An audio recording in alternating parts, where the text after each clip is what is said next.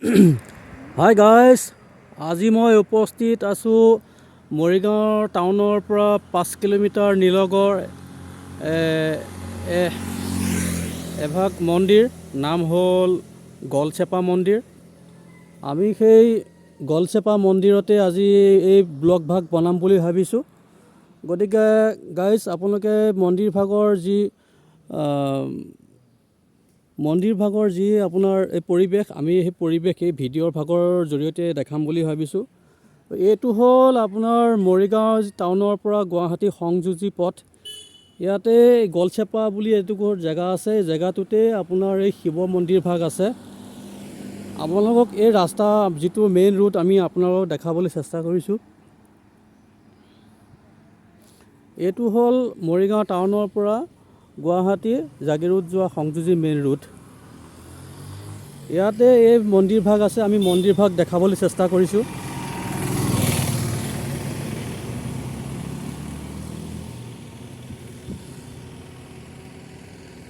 বহুত পুৰণা মন্দিৰ এই ভাগ। ইয়াত চাইনবোৰ্ডত লিখা হৈ আছে 1956 গলচেপা সাৰ্বজনীন শিৱ মন্দিৰ। আপোনালোকক এই দেখাবলৈ চেষ্টা কৰিছোঁ এই ভিডিঅ'ৰ মাধ্যমেৰে। আমি এতিয়া ভিতৰলৈ যাব চেষ্টা কৰিম। আমি ভিতৰলৈ সোমাবলৈ চেষ্টা কৰিছোঁ। আমি গেট ভাগৰ মুখতে দেখাইছোঁ, আপোনালোকে গমেই পাইছে।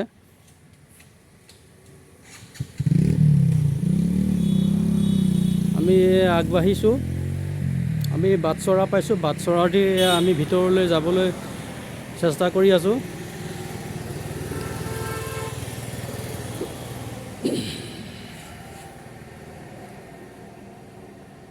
এই মন্দিৰ ভাগ এই মৰিগাঁও জিলাৰ যি কুমৈ পাহাৰৰ ওপৰতে আছে এই মন্দিৰ ভাগ। বহু পুৰণা মন্দিৰ। আমি পৰিৱেশটো, চাৰিওফালৰ যি পৰিৱেশ, আমি পৰিৱেশটো অকণ দেখাব চেষ্টা কৰিছোঁ।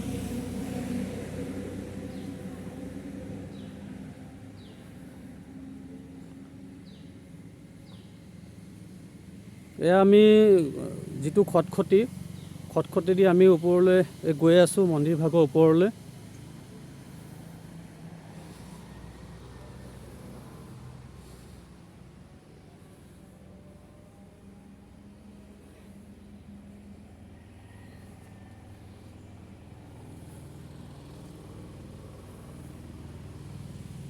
আমি ওপৰৰ যি পৰিৱেশ, প্ৰাকৃতিক যি পৰিৱেশ দৃশ্য, আমি সেই অকণমান দেখাইছোঁ।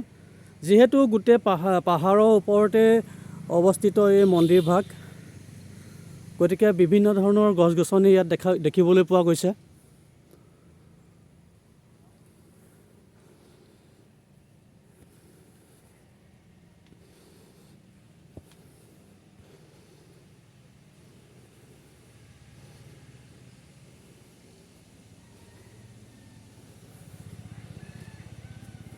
আমি আগবাঢ়ি আছোঁ। এয়া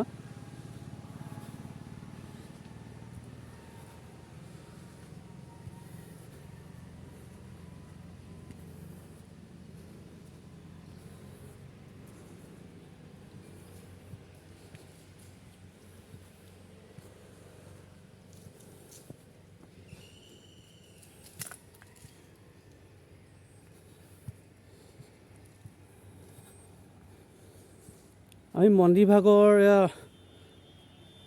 ওচৰ পাইছোঁহি আৰু।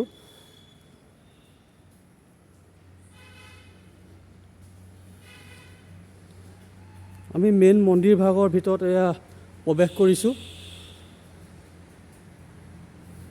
জয় শিৱ শম্ভু।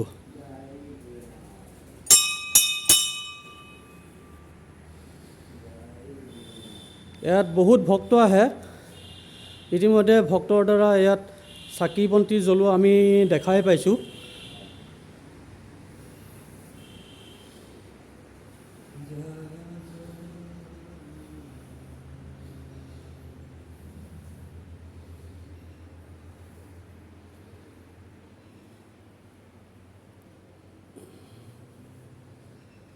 আমি মন্দিৰ ভাগৰ ভিতৰৰ যি দৃশ্যাৱলী আমি দেখাইছোঁ, এয়া চাওক।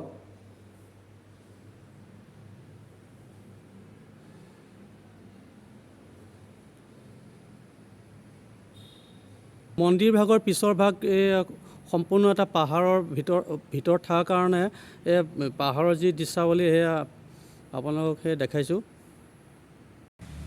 এইজোপা বটগছ বহু পুৰণা বটগছ। এই কুমৈ যিটো পাহাৰ, পাহাৰতে এইটো অৱস্থিত। আপোনাক এই দেখাইছোঁ, এই আপোনালোকক এই দেখাইছোঁ এই গছজোপা।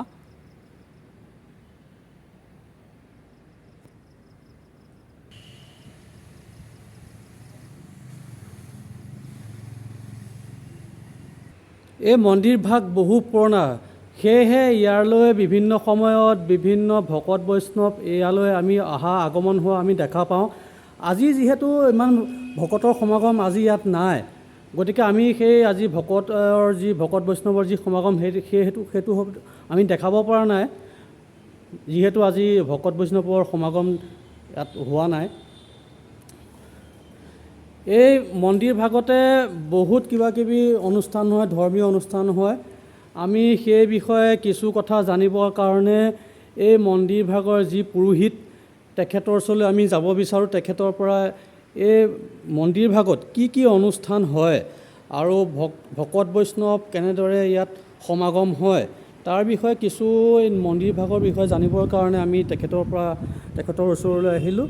আমি তেখেতক প্ৰথমে প্ৰণাম জনাইছোঁ। আপুনি এই মন্দিৰ ভাগৰ পুৰোহিত, আপোনাৰ পৰা দুআষাৰ কথা জানিব বিচাৰোঁ। ইয়াত ভকত বৈষ্ণৱৰ কেনেকুৱা সমাগম? ইয়াত ভকত বৈষ্ণৱ মানে তেনেকৈ আহে, হয়, কিন্তু থকাটো নাই। হয়, তেওঁলোকে নিজৰ মংগলাৰ্থৰ কাৰণে বিভিন্ন গাঁৱৰ পৰা আহে। হয়, হয়। আমি শুনা পাইছোঁ ইয়াত বিবাহ বহুত হৈ থাকে বুলি। বিবাহ হয়, হয়, বিবাহ হয়। তাতে বেছি পইচা নলয় ইয়াত। হয়, পাৰ্টিৰ পৰা মানে 1000 টকা লয়। হয়।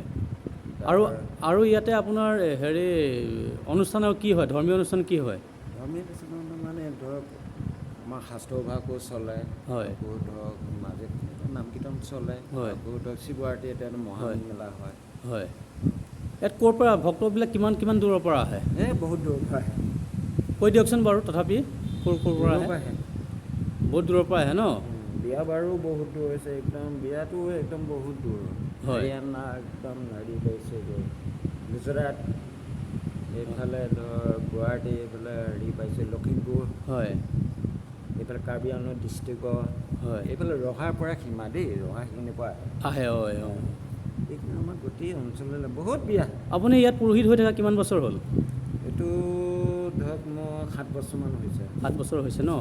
এতিয়া 7 বছৰত আপুনি ভকত বৈষ্ণৱ বহুত অহা যোৱা ইয়াৰ পৰা দেখা পাইছে ন? পাইছোঁ। আমি সেই পুৰোহিতজনক আমি ধন্যবাদ জ্ঞাপন কৰিছোঁ যে তেখেতে এই দুআষাৰ এই মন্দিৰ ভাগৰ হৈ কোৱাৰ কাৰণে। গতিকে গাইজ, আপোনালোকেও আহিব এই মন্দিৰ ভাগলৈ। এই মন্দিৰ ভাগত আহি বিভিন্ন বিয়া সবাহৰ পৰা আদি কৰি বিভিন্ন অনুষ্ঠান হয়, আৰু পাৰিলে ইয়াতে কাৰোবাৰ কিবা বিয়া বাৰু অনুষ্ঠান থাকিলে ইয়াতে আহি পাতিবও পাৰিব, আৰু মন্দিৰ ভাগো দৰ্শন কৰা হ'ব। গতিকে গাইজ, আপোনালোকৰ এই ভিডিঅ'টো চাই কেনে পালে মোক লাইক, শ্বেয়াৰ আৰু কমেণ্ট কৰি ছাবস্ক্ৰাইব কৰি পেলাই মোক উপকৃত কৰি আগলৈ এনেকুৱা ভিডিঅ' কৰিবৰ কাৰণে আৰু উৎসাহ উদ্দীপনা জনাই যেন। ধন্যবাদ। আজিলৈ ভিডিঅ'টো মই এইখিনিতে এৰিলোঁ।